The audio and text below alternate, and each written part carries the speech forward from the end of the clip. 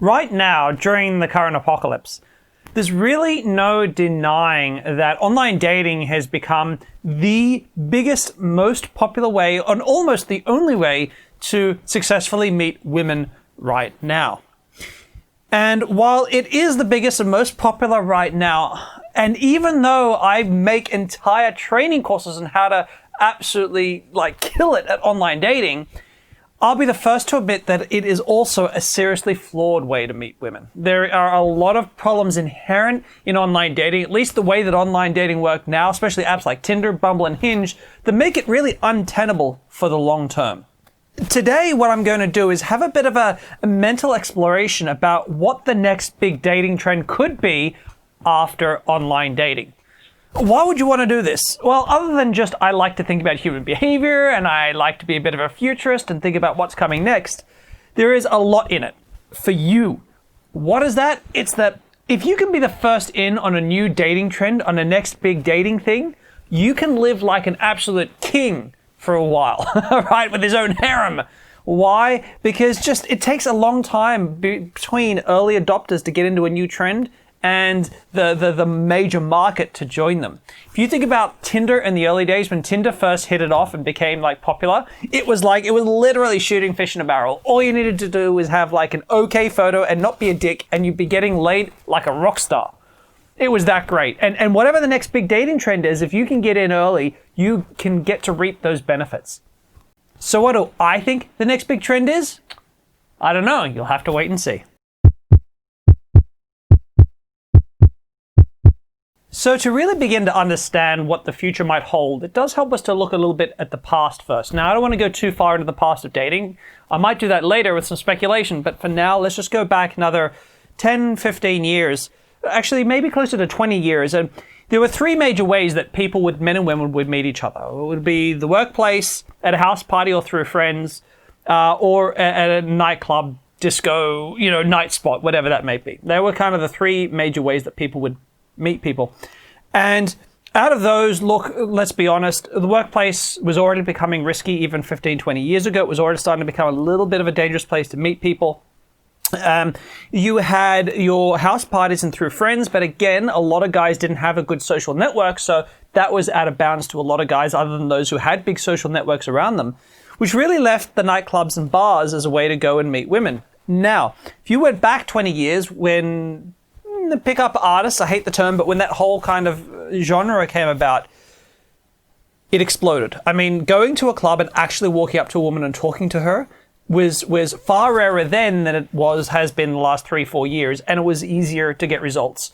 It's still, I love approaching women in a bar or club, and the fact is women are there to meet guys. And so people in general liked this approach. Guys liked it, women were already in the mood to be talked to and be social. Alcohol was involved, it was a really great venue. And then guys said, well, look, if we can do it during the nighttime, what's the rule that says we can't approach a woman during the day? There's no rule to that, is there? Let's give it a try. So sure enough, guys went out and started doing daytime approaches. And they realized that, holy crap, during the daytime, there's no competition. Not only is there no competition, women have their guards down. Like at night times, women often have their guard up. Women have their guards down during the day. It's really fantastic to meet women, also more genuine day-to-day women, right? Not just the woohoo fancy party girls at a club, but actually more down-to-earth chicks you could meet during the day.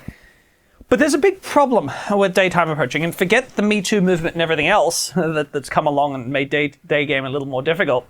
There's another problem, which is that there is a limit to the number of men who could do daytime approaching before it becomes a serious social problem. Well, what do I mean? I mean that to get good at approaching women during the day, you first have to be bad. For most guys, you first have to be bad. So you first have to make a lot of mistakes. Now, when you make a lot of mistakes during the day, you are making a lot of women uncomfortable while you're trying to get good. Now, this isn't such a problem when it's a very small percentage of the male population trying to learn to be better during the daytime.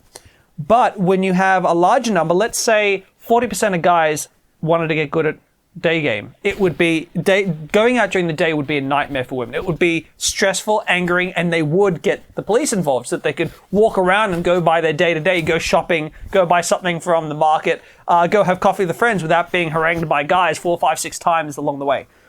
And this is a serious problem. It is the biggest, the city where this is the biggest problem in the world right now is New York. My partner just came back from there, and my partner is not, she's a very strong woman, but she's not a feminist. She doesn't really get into the whole extreme feminist thing. But she came back from New York saying to me, you know what? I understand why so many extremist feminists come from cities like New York.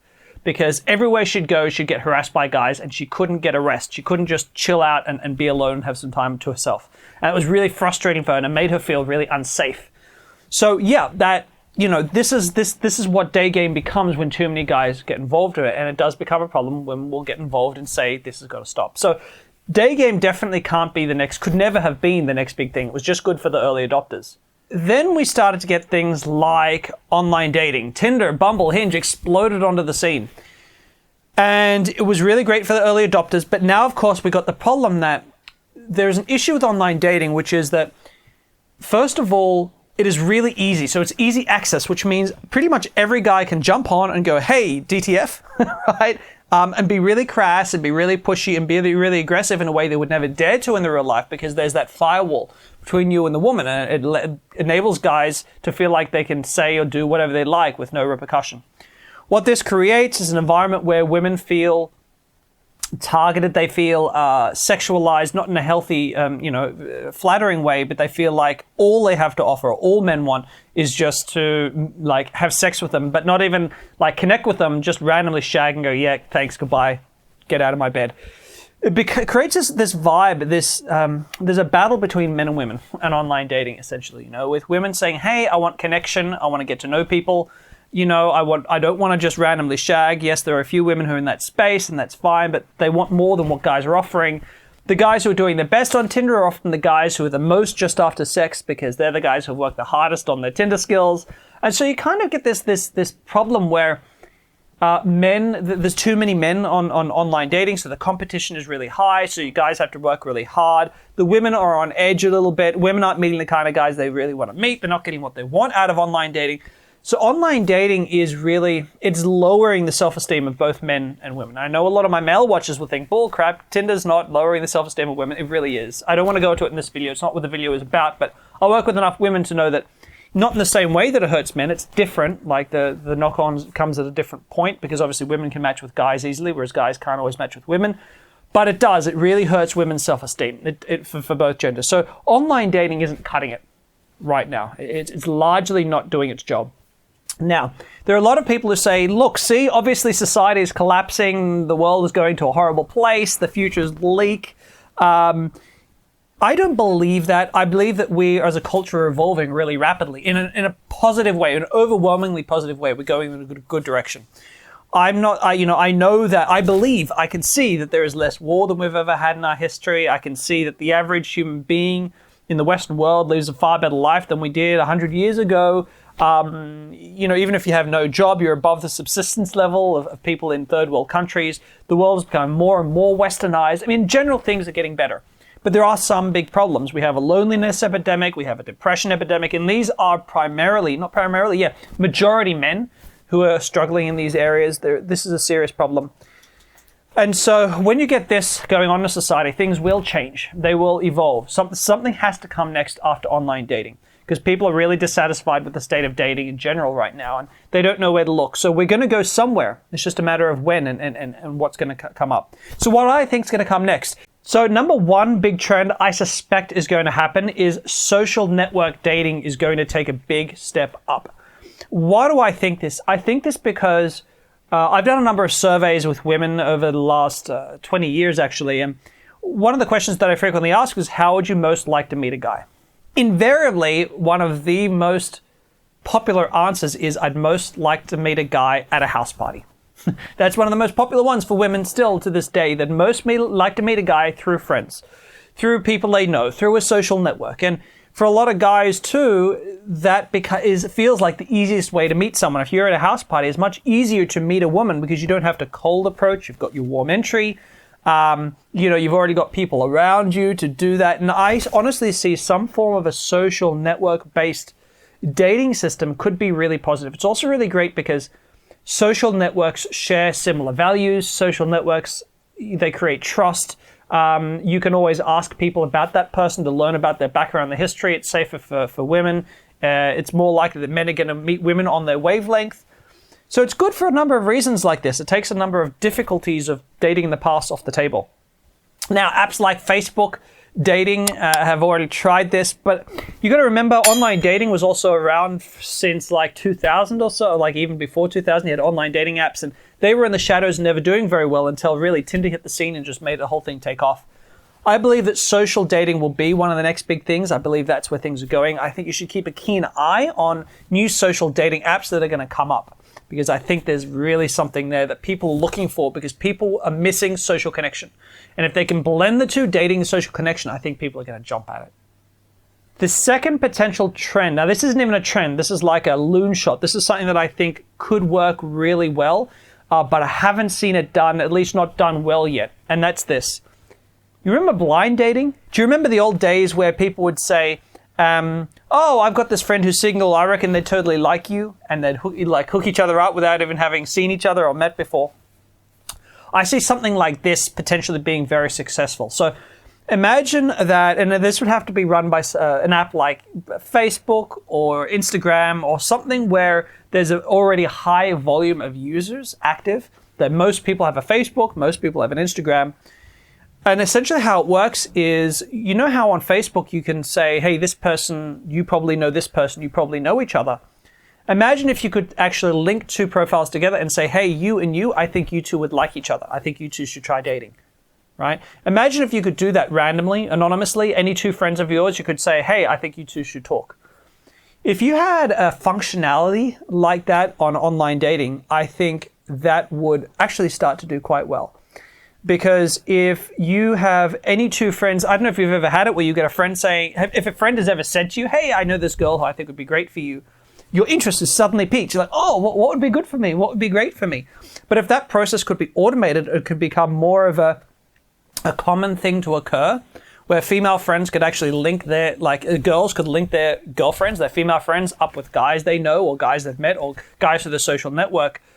The number of men or women that you'd have access to would expand dramatically. And more than that, the guys who have good social connections, who actually work on those social connections, would also be the ones who'd have the most opportunity to meet women. So it would actually push society and men's health in a healthier direction at the same time. Do I know if it'll happen? I don't know. I'd like to see it. I'd love it if Facebook had this feature. Would you use it if Tinder had this feature? Let me know in the comments below. Now, the third trend, which I'm starting to see a rise and I'm getting a little excited about because I've started to coach some clients in, and that's video speed dating. So speed dating is, you've probably known it a long time now, but doing it from the comfort of your own home, online, on your phone, on your computer, having quick dates, like 5-minute dates with different women, and then saying, yes, I do or don't like them. This is something that I've seen, and I've coached a number of guys, I've sat in with them, I've listened to these dates, and they're fantastic. They're fantastic because, you know, speeding is kind of weird because you go to this whole room full of people, you sit in a circle, you move around, you've got to go somewhere, you might not meet anyone you like, you may meet someone you like. If you had video speed dating where you could just hop on at any time and any women who are around get matched up with any guys who are around, what you'd have is, from the comfort of your own home, you can have these mini dates. And any date that's uncomfortable, it ends really quick. And you could really learn to connect with people rapidly. Women would have safety. Guys wouldn't have the frustration of having women instantly dislike them.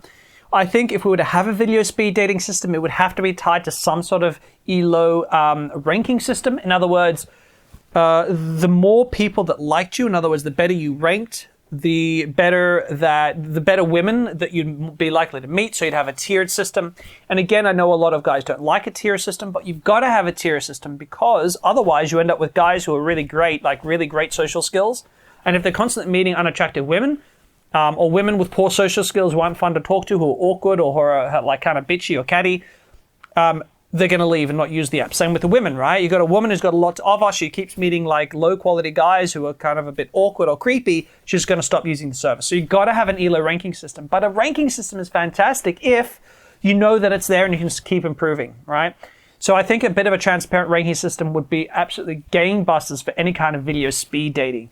I'm a massive fan of it. What do you think of it? Have you tried it as well? Let me know, because I'm curious, because I found it really, really cool to sit in on and have a watch. The fourth option. Now as I get to 4 and 5, I'm going to get a little bit more extreme here. This is an interesting one. This one's almost going a little bit historical. It gets involved if any of you have heard of any Indian dating. So when you get Indian matchmaking, because it's a big deal, like pre-arranged marriages and that kind of stuff, what's really huge over there is what's called biodata. Okay, and with biodata, what that is it's all your information: where you went to school, where you studied, what you studied, what your parents do for a living, where you live, where you grew up. It's all this, like, it's kind of just a hotbed of information about you that someone might want to read if they're thinking of dating you. Now, why do I think that we might go this direction? I don't know that we will, but I think there's a possibility. And the possibility could be there because of the trends that we have around women's safety, because of the trends that we have around people are just not meeting the kinds of people they want to meet. We have this issue right now, which is the choice paradox. And the choice paradox goes like this. If you want to buy a car, and you have a choice between two cars, a Holden and a Ford. Holden's an Australian car for those of you overseas. That's fine. You can look at both options and really carefully map out what the best option is for you. But when you instead have to choose between, 20 different cars, you don't have the cognitive space or bandwidth left to really analyze every car against every other car, right? Every option against every other option. So what you do is you have to make a leap of faith. You have to make a kind of a quick snap judgment about what the best option is, because you can't possibly make a fair analysis of all of them. Then when you do that, you make a choice. You go, okay, I'm going to buy this Toyota. Forevermore, you walk around thinking, oh, maybe I should have bought the Honda. Maybe I should have bought the Suzuki. Oh, I don't know. The Hyundai is pretty good. And so what happens is that you start to regret the choices you made. So you never feel fully satisfied with the choices you make. Now, there's always a chance that we as a society realize this isn't going to work, that we can't keep providing massive choice to people because no one's going to be happy in relationships. It actually reduces our happiness. It doesn't increase it. So something like biodata could be a way to solve this, getting more into the matchmaking field of things where we supply all our details, and people really who are good at matchmaking spend their time really looking over these profiles and matching people who have very similar political backgrounds, matching people who have sort of same interests or looking for the same things. Now, I know a lot of people might scoff at this idea, but actually I think that there's a lot to be said about matchmaking. Has become a bit of a money grab. I think the amount of money that's charged for modern matchmaking is outrageous. But matchmaking, there's something to be said for actually looking at your histories and your backgrounds and matching those up. I've seen the results of it in the past, and I've seen that actually works a lot better than a lot of people want to give it credit for. So I think there could be something there if that sort of small niche area starts to become more mainstream. Which brings me to number 5, and this is really the biggest, craziest idea I've got about where dating could go. I think it's interesting. I think there's something here that could be considered. I don't think we'll go this direction, at least not for another 50 years at least. But let's hear it out. What do I think is going to happen? I think there's a chance that we could go back, because we've had this historically, but go to an era where women have a lot more power in the dating scene. What do I mean by this? I mean that however dating is going to work, women are going to be the ones who get to determine who they date, who they go on dates with, who they like, right? A lot more power could fall into women's laps around dating. And I feel like this could happen for a number of reasons. One is that there's a lot of safety issues around women's stuff. We've got the Me Too things. We've got women empowerment. Now, I don't think we're going to suddenly fall into a matriarchy, but I think there is a lot to be said about letting women take charge of dating. Why?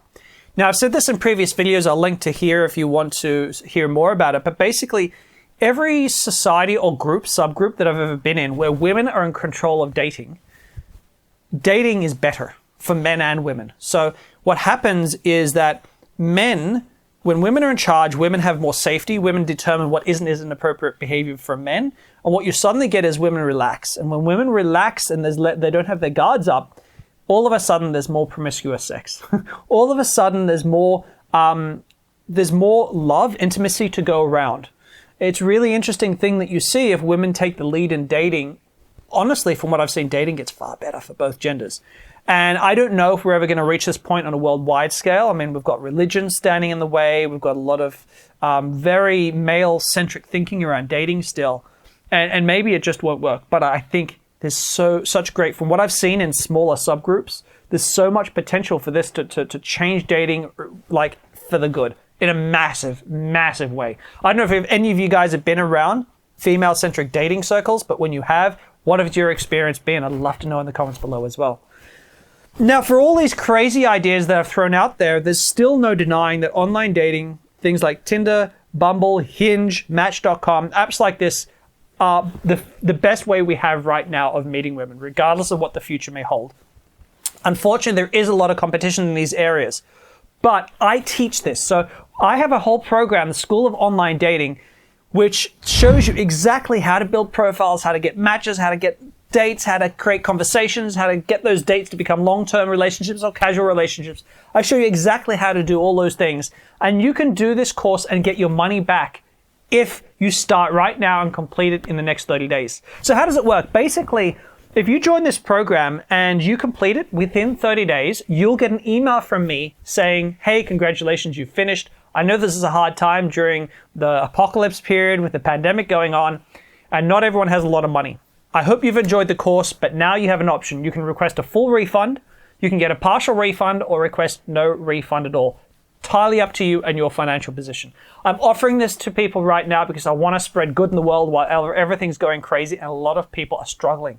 But it's only going to be going on for a little while. So I'm going to put up a link up here and down in the comments below. The other great thing is members who have paid get access to our Facebook group, our members-only Facebook group, where I am every single day, and you can post up pictures of your profiles, your conversations, and myself, other coaches, and other really talented guys, students who are getting great results, are going to give you feedback every single day, so you can build the perfect profile that gets incredible results. So sign up now, check it out. I highly recommend you do this. This offer won't be around forever for sure. Now, I hope you've enjoyed today's video. If you see trends that I haven't talked about, I'd love to know about them. I love learning about where people are going with their mind when it comes to dating and relationships. The world is in flux. The world is changing rapidly right now. I'd love to hear your thoughts and ideas in the comments below. As always, if you like this video, please give me a thumbs up and don't forget to subscribe and check out some other videos. If you've liked this one, I reckon there's a good chance you're going to like some of these as well. As always, take care, stay safe, and I look forward to seeing you in my future videos.